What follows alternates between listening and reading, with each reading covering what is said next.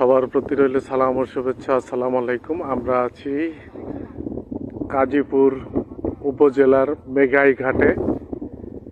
এই যে মেঘাই ঘাটটি নৌকা পারাপার হবে, যাত্রীরা বসে আছে অপেক্ষায়।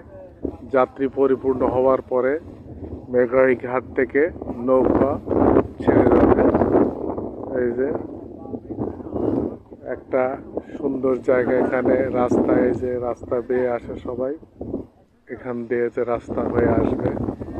এই যে নদী, বিশাল আকৃতির নদীটি যমুনা নদী। নদীর সামনে যে চর পার দিলে আবার নাটুয়াপাড়ার পরে আবার নদী, তারপরে চলে যাবে সরষাবাড়ি থানায়। এই সাবেক ময়মনসিংহ এবং জামালপুর জেলার সরষাবাড়ি। এই যমুনার মেঘাই ঘাট পাড়ি দিয়ে যাওয়া যায় সেই সরষাবাড়িতে। ধন্যবাদ সবাইকে। অশান্ত যমুনা এখন শান্ত হয়ে আছে।